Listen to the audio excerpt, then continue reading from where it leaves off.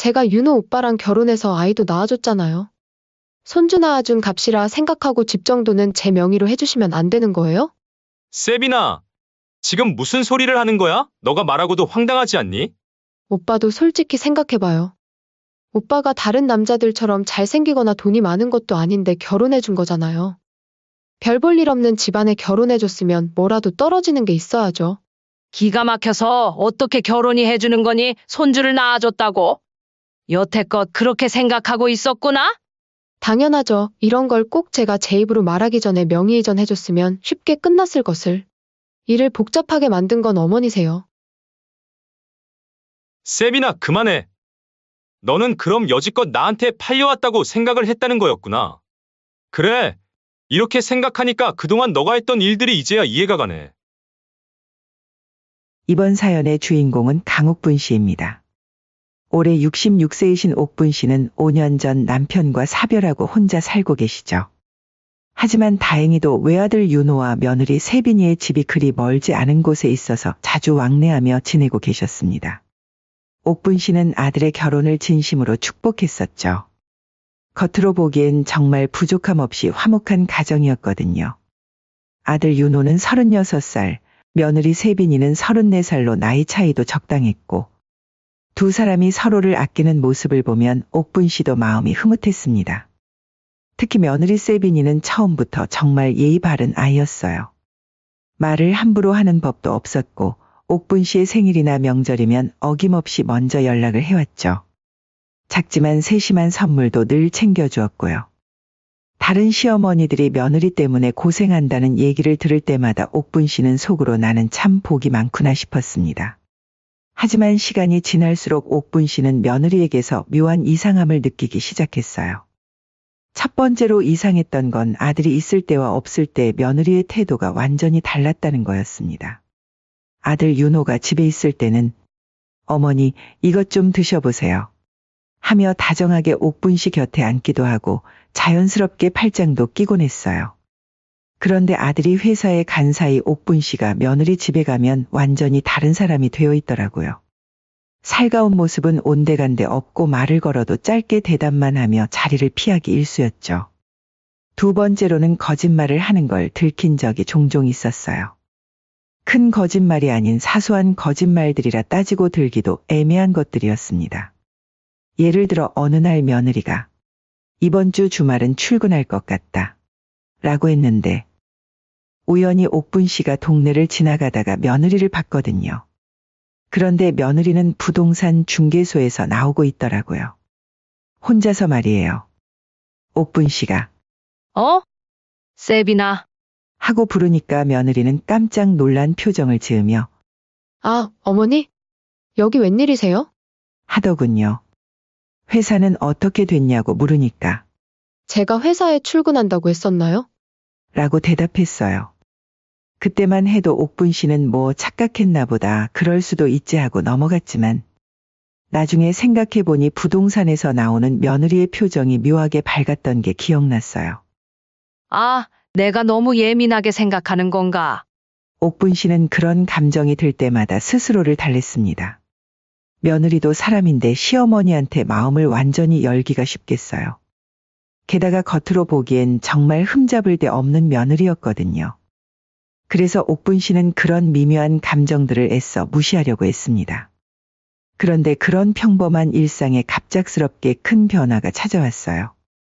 어느 날 아들 윤호에게 갑자기 심한 복통이 찾아온 거였습니다. 처음엔 체한 건가 싶어서 동네 병원에 가서 간단한 검사나 받으면 될 줄 알았어요. 옥분 씨도 아들과 함께 병원에 따라갔죠. 혹시 몰라서 정밀 검사를 한번 받아보시는 게 좋겠습니다. 의사 선생님의 말에 옥분 씨와 아들은 별 생각 없이 검사를 받았습니다. 그런데 며칠 후 나온 결과는 정말 청천벽력 같은 소식이었어요. 위암 말기입니다. 그 말을 듣는 순간 옥분 씨는 눈앞이 캄캄해졌습니다. 아들 윤호는 그 자리에서 주저앉더니 한참 동안 말을 잇지 못했어요. 옥분 씨 역시 마찬가지였죠. 어떻게 이런 일이 생길 수 있는지 아직 36밖에 안 된 아들에게 말이에요. 집으로 돌아가는 길은 정말 길게만 느껴졌습니다. 옥분 씨와 아들 모두 아무 말 없이 걸었어요. 무슨 말을 해야 할지도 모르겠고 현실이 받아들여지지도 않았거든요. 집에 도착해서 며느리 세빈이에게 이 사실을 말했을 때 며느리는 정말 큰 충격을 받은 것 같았습니다. 아들 윤호가 며느리 앞에서 한참을 울었을 때 며느리도 함께 울면서 이렇게 말했어요. 괜찮아요, 여보. 제가 끝까지 지킬게요. 어떤 일이 있어도 제가 곁에 있을 거예요. 그 순간만큼은 옥분 씨도 며느리가 너무 고마웠습니다.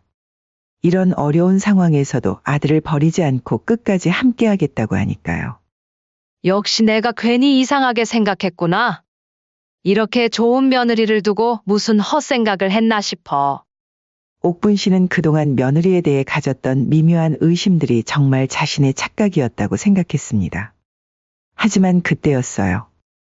며느리가 눈물을 닦으며 고개를 들었을 때 옥분 씨는 처음으로 며느리의 눈빛에서 뭔가 불편한 이질감을 느꼈습니다. 뭐라고 설명하기는 어렵지만 슬픔이나 절망보다는 다른 감정이 스쳐 지나가는 것 같았어요. 그런데 그 순간은 정말 짧았습니다. 금세 며느리는 다시 평소의 모습으로 돌아갔고 옥분 씨도 내가 너무 예민한가 보다 하며 그 감정을 대수롭지 않게 넘겼어요. 하지만 훗날 돌이켜보니 바로 그 순간이 모든 것의 시작이었습니다. 옥분 씨가 며느리의 진짜 모습을 알게 되는 긴 여정의 첫 번째 신호였던 거죠. 그날 밤 옥분 씨는 잠을 이루지 못했습니다. 아들의 병 때문이기도 했지만 왠지 모르게 마음 한편이 불편했어요.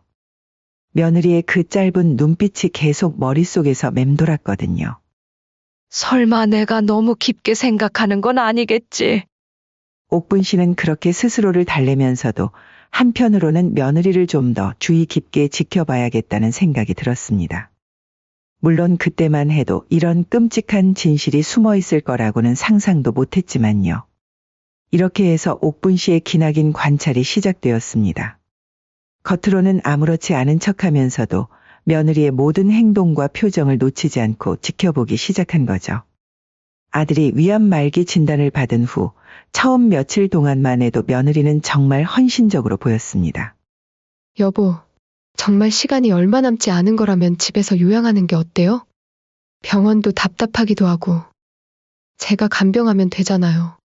그렇게 아들 윤호는 병원에서 퇴원하여 집에서 요양하게 되었고 며느리가 모든 간병을 맡아서 하겠다고 나섰어요. 어머니, 걱정 마세요. 제가 윤호 오빠 잘 돌볼게요. 어머니는 너무 힘드실 테니까 가끔씩만 오세요. 며느리의 이런 말에 옥분 씨는 고마우면서도 미안한 마음이 들었습니다. 그래서 자주 반찬이며 죽이며 정성스럽게 만들어서 아들네 집으로 가져다 줬어요. 하지만 그럴 때마다 며느리는 불편한 기색을 내비추며 말했습니다. 어머니, 이렇게 해주시는 건 정말 감사하지만 너무 자주 오시면 윤호 씨가 제대로 쉬지를 못할 거예요. 우선 오빠의 안정이 최우선이잖아요. 죽이나 반찬은 제가 해도 충분해요. 맨 처음엔 그런 말들 하나하나가 고마웠지만 시간이 지날수록 뭔가 이상한 점들이 눈에 띄기 시작했습니다. 처음에 발견한 건 며느리의 간병 태도였어요. 며칠 전까지만 해도 아들 곁에 붙어서 이것저것 잘 챙겨주더니 어느 순간부터는 확실히 무성의해지더라고요. 옥분 씨가 집에 갔을 때 며느리는 늘 피곤한 기색을 내비쳤고 아, 어머니 또 오셨어요. 하며 대충 인사만 하곤 했습니다.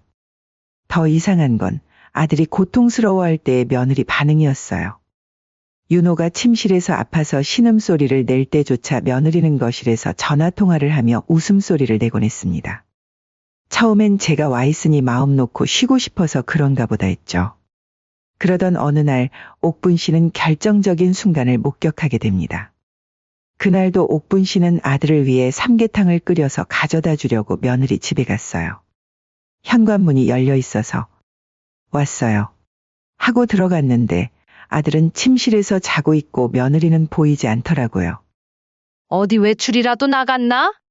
옥분 씨는 가져온 삼계탕을 부엌에서 다시 끓이기 시작했어요. 그런데 그때 작은 방에서 며느리가 누군가와 전화하는 소리가 들려왔습니다. 안방에서 전화 중이구나. 처음엔 별 생각 없이 있었는데 며느리의 목소리가 평소와 완전히 달랐어요. 걱정 마. 진짜로. 이제 얼마 안 남았어. 의사가 그러는데 몇 달 못 간다는 거야. 옥분 씨는 손에 들고 있던 국자를 놓을 뻔했습니다. 혹시 자기 아들 얘기를 하는 건 아니겠지 하면서도 귀를 기울일 수밖에 없었어요. 응, 맞아. 윤호 씨 죽으면 이 집은 다 우리 거야. 명의가 윤호 씨 이름으로 되어 있거든. 시어머니 몫은 없어. 그 순간 옥분 씨는 온몸에 피가 거꾸로 솟구치는 것 같았습니다. 며느리가 계속 말하는 게 들렸어요. 시어머니? 그 양반이야 뭐 어찌되든 상관없지. 나이도 많고 혼자 사시니까 알아서 처리할 수 있어. 아무튼 이 집만 넘어오면 팔아버릴 거야. 요즘 집값이 얼마나 올랐는데. 옥분 씨는 귀를 의심했습니다. 하, 그럼 우리 좀 여유로워지겠네. 솔직히 윤호 씨 월급으로는 언제 집 장만하겠어? 그냥 죽어주는 게 더 나아. 하늘이 나를 도우려나 봐. 안 그래도 어떻게 내 명의로 가져올까 고민했는데 위안말기라니. 마지막 말을 들었을 때 옥분 씨는 정말 쓰러질 뻔했습니다. 서 있던 자리에서 움직일 수가 없었어요. 다리에 힘이 풀려서 부엌 의자에 겨우 앉았습니다. 며느리는 여전히 전화를 하고 있었어요. 윤호 씨만 빨리 죽어주면 되는데 생각보다 멀쩡한 것 같아서 언제까지 기다려야 하나 싶어? 옥분 씨는 더 이상 들을 수가 없었습니다. 조용히 일어나서 현관으로 나가려고 했는데 그때 며느리가 전화를 끊고 방에서 나오더라고요. 어머 어머니? 언제 오셨어요? 며느리의 표정은 평소와 똑같이 공손하고 예의 바른 모습이었습니다. 방금 전까지 그런 끔찍한 말을 하던 사람이 맞나 싶을 정도로 말이에요. 아, 방금 와서 삼계탕 좀 끓이고 있었어. 윤호한테 줄 거니까. 옥분 씨는 목소리가 떨리는 걸 애써 참으며 대답했습니다. 어머니 고생하셨어요. 며느리는 아무렇지도 않게 웃으면서 말했습니다. 그 웃음을 보는 순간 옥분 씨는 등골이 오싹해졌어요. 어떻게 사람이 이렇게 이중적일 수 있을까요? 그날 저녁 옥분 씨는 집에 돌아와서도 잠을 이룰 수가 없었습니다. 며느리의 그 차가운 목소리가 계속 귓가에 맴돌았어요. 윤호 씨만 빨리 죽어주면 되는데. 이 말이 특히 머릿속에서 떠나지 않았습니다. 어떻게 남편이 죽기를 바랄 수 있을까요? 그것도 돈 때문에 말이에요. 며칠 동안 옥분 씨는 계속 고민했습니다. 혹시 내가 잘못 들은 건 아닐까? 설마 사람이 그럴 리가 없지 않을까? 하는 생각과 어쩌면 처음부터 그런 속셈이었을지도 모른다. 라는 의심이 번갈아가며 마음을 괴롭혔어요. 그렇게 한 번 더 확인하기 위해 그리고 증거를 확실하게 하기 위해 아들 집에 찾아갔죠. 아니나 다를까 며느리가 현관에서 전화를 받고 있더라고요. 전화하느라 옥분 씨가 오는 걸 못 본 것 같았어요. 응, 알겠어. 그럼 다음 주에 한 번 더 보자. 집 시세 확인하는 거 맞지? 응, 걱정 마. 며느리가 전화를 끊는 소리가 들렸습니다. 그리고 나서 혼자 중얼거리는 소리도 들렸어요. 후. 진짜 빨리 좀 됐으면 좋겠네.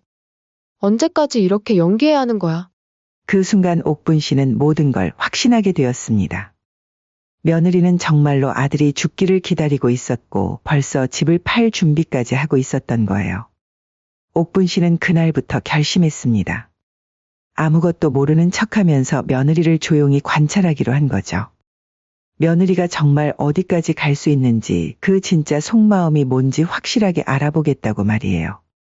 그래서 그 다음 날부터 옥분 씨는 며느리에게 오히려 더 친절하게 대했습니다.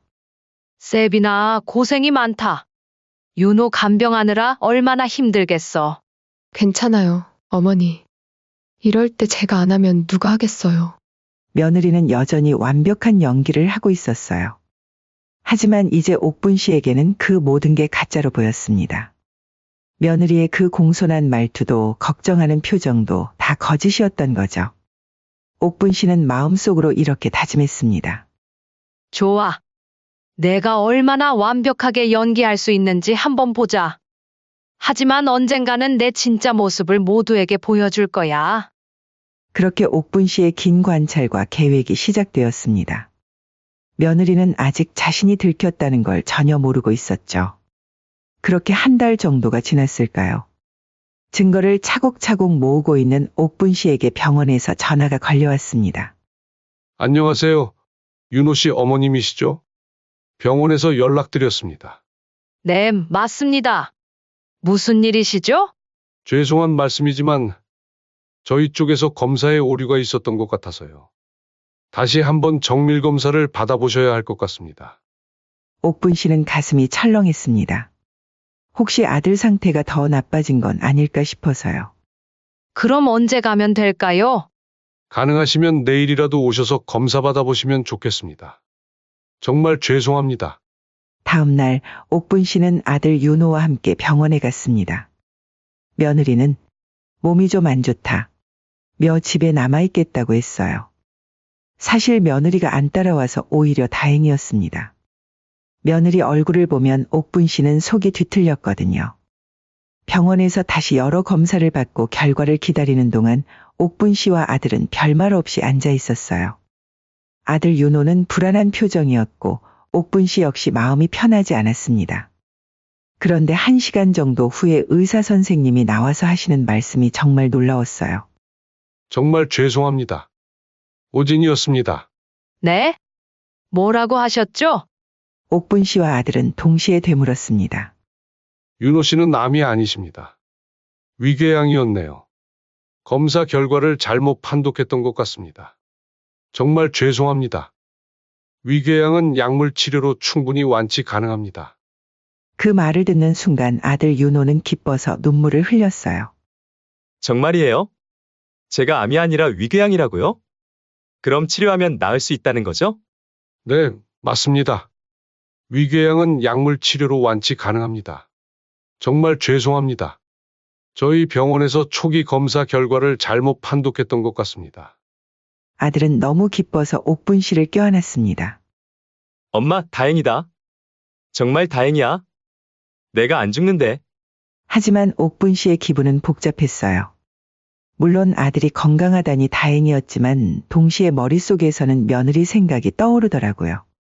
며느리가 아들의 죽음을 그렇게 기다리고 있었는데 이제 어떻게 될까요? 그때 옥분 씨는 번뜩 떠오르는 생각이 있었습니다. 이걸 기회로 써보자. 병원에서 나오면서 옥분 씨는 아들에게 말했어요. 윤호야, 엄마가 부탁이 하나 있어. 네, 엄마. 뭐든지 말씀하세요. 이 일을 세빈이한테는 아직 말하지 마라. 네? 왜요? 세빈이도 얼마나 걱정하고 있는데요. 아들은 이해할 수 없다는 표정이었습니다. 그냥 엄마 말 좀 들어라. 며칠만 기다려봐. 엄마가 다 계획이 있어. 무슨 계획이요? 나중에 다 알게 될 거야. 지금은 그냥 엄마를 믿고 아무 말 하지 마라. 세빈이 앞에서는 계속 아픈 척 해야 해. 아들은 어리둥절했지만 어머니의 심각한 표정을 보고는 말없이 고개를 끄덕였어요. 집에 돌아와서 며느리가 어떻게 됐어요? 라고 물어보니까 옥분 씨가 대답했습니다. 좀 더 지켜봐야 한다고 하네. 상태가 좋아진 건 아니라고 하더라. 며느리는 아, 그렇군요. 라고 대답했는데 옥분 씨는 그 표정에서 묘한 만족감 같은 걸 느꼈어요. 며느리는 여전히 아들이 죽어간다고 생각하고 있는 거였죠. 그날부터 옥분 씨는 본격적인 연기를 시작했습니다. 며느리를 위해서 말이에요. 며느리 앞에서는 더욱 슬픈 표정을 지었고 가끔씩 눈물도 흘렸어요. 우리 윤호가 언제까지 버틸 수 있을까? 정말 마음이 아프다. 이런 말을 할 때마다 며느리는 어머니, 너무 걱정하지 마세요. 기적이 일어날지도 모르잖아요. 라고 위로하는 척했지만 옥분 씨는 그 눈빛에서 다른 감정을 읽을 수 있었어요. 며느리는 아들이 빨리 죽기를 바라고 있었습니다. 그렇게 한 주 정도가 지났을 때 며느리가 드디어 본색을 드러내기 시작했어요. 어느 날 저녁 며느리가 조심스럽게 옥분 씨에게 다가왔습니다. 어머니, 제가 말씀드릴 게 있어요. 뭔데? 혹시 윤호 오빠한테 만약에 일이 생기면 이 집은 어떻게 되는 거죠? 옥분 씨는 속으로 드디어 나왔구나 하면서도 모르는 척했어요. 뭔 소리야? 무슨 만약의 일? 아니, 그냥 워낙 상태가 안 좋으시니까 혹시나 해서요. 미리 정리해둬야 할 것들이 있지 않을까 해서요. 며느리는 최대한 조심스럽게 말했지만 옥분 씨는 그 속마음을 다 알고 있었어요. 아, 그런 거 말고 다른 걱정이나 해라. 윤호는 안 죽어. 아, 네. 그럼요. 저도 그랬으면 좋겠어요. 며느리는 겉으로는 그렇게 말했지만 며칠 후에 또 다른 방법으로 접근해 왔어요. 어머니, 혹시 윤호 오빠 명의로 된 재산이 있으면 미리 정리하는 게 좋지 않을까요? 나중에 복잡해질 수도 있잖아요. 이번에는 좀 더 직접적으로 나온 거였죠. 옥분 씨는 며느리의 조바심을 더 부추겨보고 싶었어요. 글쎄, 그런 것도 생각해 봐야겠네. 며느리의 눈빛이 번뜩했습니다. 그럼 혹시 미리 명의 이전을 해놓는 건 어떨까요? 나중에 절차가 복잡해질 수도 있고요. 명예 이전을 누구한테? 아, 그건 윤호 오빠랑 어머니가 결정할 문제겠지만 저한테 해놓으시면 좋을 것 같아서요. 손주 생각도 하셔야죠. 며느리는 최대한 그럴듯한 이유를 대고 있었지만 옥분 씨는 다 알고 있었어요. 집을 차지하려는 속셈이었죠. 며칠 후 며느리는 아예 서류까지 준비해 왔어요. 어머니, 제가 알아보니까 명예 이전 서류가 이런 거더라고요. 혹시 괜찮으시면? 옥분 씨는 서류를 받아보는 척했습니다. 그리고 며느리에게 말했어요. 알겠다. 내가 한번 알아볼게. 며느리는 기뻐했어요. 네, 어머니. 감사해요. 정말 윤호 오빠와 어머니를 위해서요. 하지만 옥분 씨는 이미 다른 계획을 세우고 있었습니다. 그날 밤 옥분 씨는 옛날 친구인 변호사에게 전화를 걸었어요. 여보세요, 나 옥분이야.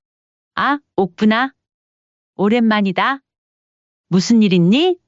부탁이 하나 있어서 전화했어. 가짜 계약서를 하나 만들어줄 수 있어? 가짜 계약서? 옥분 씨는 자신의 상황을 자세히 설명했습니다.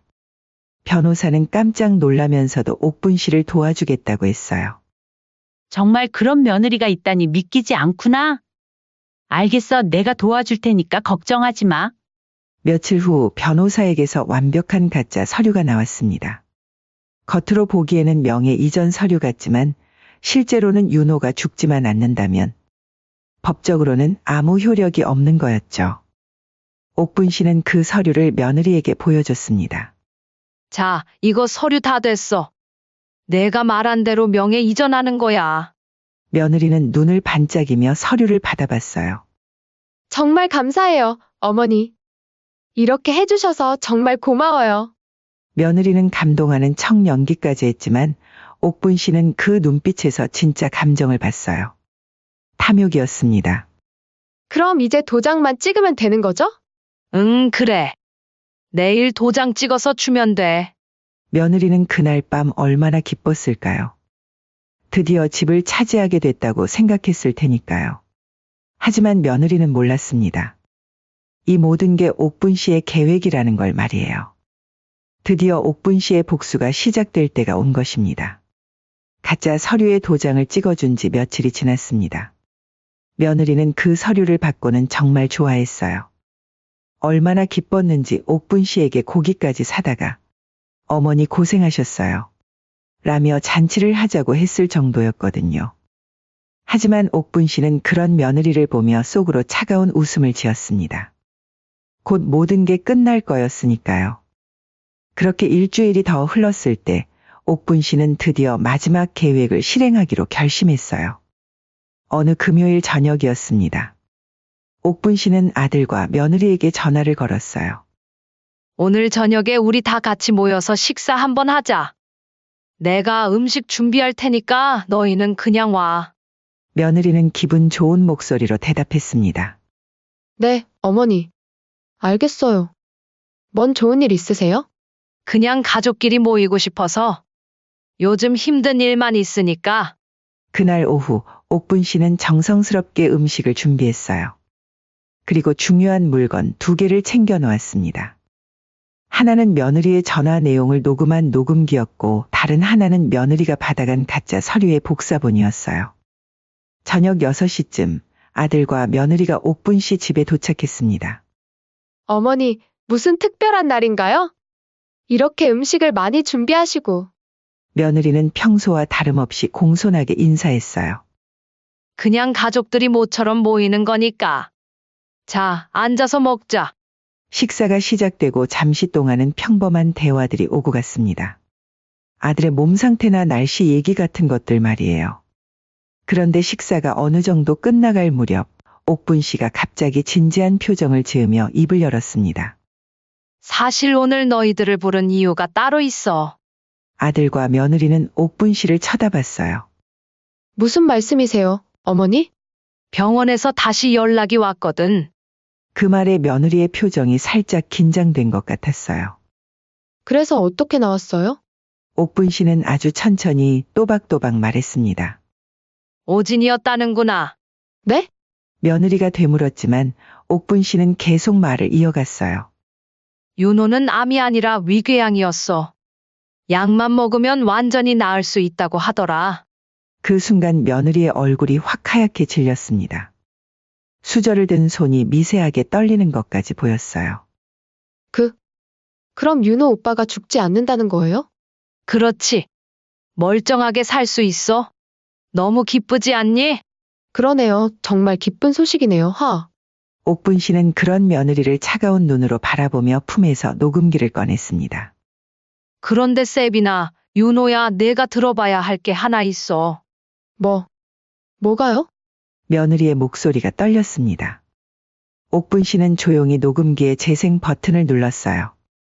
그러자 식탁 위로 며느리의 목소리가 선명하게 흘러나왔습니다. 걱정 마, 진짜로. 이제 얼마 안 남았어. 의사가 그러는데 몇 달 못 간다는 거야. 며느리는 그 목소리를 듣자마자 얼굴이 새파래졌어요. 녹음기에서는 계속해서 며느리의 음성이 나왔습니다. 응, 맞아. 윤호 씨 죽으면 이 집은 다 우리 거야. 시어머니? 그 양반이야 뭐 어찌되든 상관없지. 알아서 처리할 수 있어. 아들 윤호는 믿을 수 없다는 표정으로 며느리를 쳐다봤어요. 세빈아. 이게 정말 내 목소리야. 하지만 더 충격적인 내용이 뒤에 있었습니다. 솔직히 윤호 씨 월급으로는 언제 집 장만하겠어? 그냥 죽어주는 게 더 나아. 윤호 씨만 빨리 죽어주면 되는데. 그 말이 나오자 윤호는 완전히 충격을 받아 말을 잇지 못했어요. 며느리는 온몸을 덜덜 떨면서 변명하려고 했습니다. 이건 제가 한 말이 아니에요. 누군가 조작한 거예요. 내가 그토록 권하던 이 집은 여전히 우리 윤호 이름이고 앞으로도 계속 그럴 거다. 그리고 넌 지금 당장 이 집에서 나가라. 며느리는 처음에는 무릎을 꿇고 울면서 용서를 구하는 것 같았어요. 어머니, 정말 죄송해요. 제가 잘못했어요. 당신 어떻게 나한테 그럴 수가 있어? 내가 죽기만을 바랬던 거야? 고작 이 집 때문에? 경찰서에 이 증거들 가지고 가서 처벌받게 될 거다. 꼭 그렇게까지 하셔야겠어요? 제가 그렇게 말한 건 잘못했지만, 제가 윤호 오빠랑 결혼해서 아이도 낳아줬잖아요. 그리고 3년 동안 윤호 오빠 뒷바라지 하면서 살았잖아요. 요즘 며느리들이 시어머니한테 이렇게까지 잘해주나요? 명절마다 선물 챙기고, 안부 전화드리고. 아들 윤호가 황당해하며 말했어요. 세빈아, 지금 무슨 소리를 하는 거야? 오빠도 솔직히 생각해봐요. 오빠가 다른 남자들처럼 잘생기거나 돈이 많은 것도 아닌데 결혼해준 거잖아요. 그것만 해도 감사해야 하는 거 아니에요? 며느리는 점점 더 뻔뻔해졌습니다. 어머니도 마찬가지예요. 손주 낳아준 값이라고 생각하고 이 집 정도는 그냥 저한테 주셨으면 됐잖아요? 옥분 씨는 이런 며느리의 모습을 보고 어이가 없어서 웃음이 나왔어요. 내 아들 죽기를 바라놓고 이제 와서 무슨 소리야? 그게 뭐가 그렇게 잘못된 거예요? 솔직히 윤호 오빠가 죽으면 어머니도 혼자 되는 거고, 저도 과부 되는 거잖아요. 그럼 이 집이라도 있어야 제가 살 수 있는 거 아니에요? 며느리는 오히려 목소리를 높이며 대들었습니다. 그리고 어머니, 제가 언제 어머니한테 안 좋게 한 적 있어요? 3년 동안 얼마나 잘했는데요? 잘했다고. 내가? 당연하죠. 요즘 세상에 시어머니 생일 선물 챙기는 며느리가 몇이나 되는데요? 명절 때마다 음식 해드리고, 안부 전화드리고. 저 없었으면 어머니 얼마나 외로우셨겠어요? 아들 윤호가 참다 못해 소리쳤어요. 세빈아, 지금 정신이 나간 거야? 내가 나 죽기를 바랐다며. 어차피 위안 말기라고 했잖아요. 그럼 어떻게 해요? 그냥 손 놓고 죽을 때까지 기다려요? 차라리 이렇게 해서 저라도 좀 나은 삶 살면 안 되나요? 옥분 씨는 분노가 치밀어 올랐습니다. 이 정도로 뻔뻔할 수가 있나? 지금 무슨 소리를 하는 거야? 뻔뻔하다고요? 어머니, 말 조심하세요. 저도 사람이에요. 그리고 솔직히 말해서 제가 윤호 오빠랑 결혼 안 했으면 어머니 혼자서 얼마나 외로우셨겠어요? 며느리는 손가락질까지 하면서 소리쳤어요. 저 때문에 어머니가 외로움도 덜 타고 명절 때도 덜 쓸쓸하셨던 거잖아요. 그런데 집 하나 달라는 게 그렇게 이상해요? 너 지금 완전히 제정신이 아니구나? 제정신 아닌 건 어머니예요. 그깟일 하나 가지고 나가라느니 경찰에 신고한다느니 협박이나 하고 말이에요. 아들이 끼어들었어요. 세빈아, 그래도 남편이 죽기를 바라는 건 너무한 거 아니야? 그럼 오빠는 뭐예요? 3년 동안 저 혼자 어머니 챙기고 집안일하고 오빠 뒷바라지 했는데 오빠는 그동안 뭐 했어요? 며느리는 이제 완전히 발끈했어요. 오빠 월급도 적고 승진도 못하고 앞으로도 별로 기대할 게 없잖아요. 솔직히 이렇게라도 해서 제가 좀 여유로워지는 게 뭐가 잘못된 거예요? 옥분 씨가 떨리는 목소리로 말했어요. 너 지금 내 앞에서 내 아들 죽기를 바란다고 당당하게 말하는 거냐? 바란다기보다는 현실적으로 받아들이는 거죠. 어차피 위안 말기라고 했으니까요. 그럼 그 시간을 효율적으로 활용하는 게 맞는 거 아니에요? 효율적으로 활용한다고. 네. 그냥 슬퍼하고만 있으면 뭐해요? 미래를 준비해야죠. 며느리는 오히려 옥분 씨를 나무라듯 말했어요. 제 입장에선 재혼이라도 하려면 집이 있어야 조건이 좋아지잖아요. 이 말을 듣고 아들 윤호가 완전히 폭발했어요. 지금 내가 살아있는데 재혼 얘기까지 하는 거야? 어차피 죽을 거라고 했으니까요. 옥분 씨는 이제 더 이상 참을 수 없었습니다. 옥분 씨는 일어나서 현관문을 활짝 열어 제쳤습니다. 당장 나가라. 내 짐은 내일까지 다 치우고 나가거라. 며느리는 마지막까지 용서를 구했지만 옥분 씨와 아들은 더 이상 들어주지 않았어요. 결국 며느리는 울면서 집을 나갔습니다. 며느리가 나간 후 옥분 씨는 아들에게 조용히 말했어요. 윤호야, 세상에서 제일 무서운 건 믿음에 대한 배신이야. 하지만 다행히 우리는 미리 알 수 있었잖아. 아들은 어머니의 품에서 한참 동안 울었습니다. 엄마, 정말 고마워요. 엄마가 아니었으면 저는 끝까지 속고 살았을 거예요. 이제 다 지났어. 앞으로는 더 좋은 사람 만나서 행복하게 살자. 옥분 씨는 아들을 다독이면서 마음속으로 생각했어요. 이제 내 마음도 편해졌구나. 그렇게 며느리의 탐욕과 거짓은 모두 폭로되었고 옥분 씨의 완벽한 복수는 성공적으로 끝났습니다. 며칠 후 아들은 정식으로 이혼 절차를 밟았고 며느리는 아무것도 얻지 못한 채 완전히 사라졌어요. 옥분 씨는 그제서야 마음속 깊이 품고 있던 긴 한숨을 천천히 내쉴 수 있었습니다.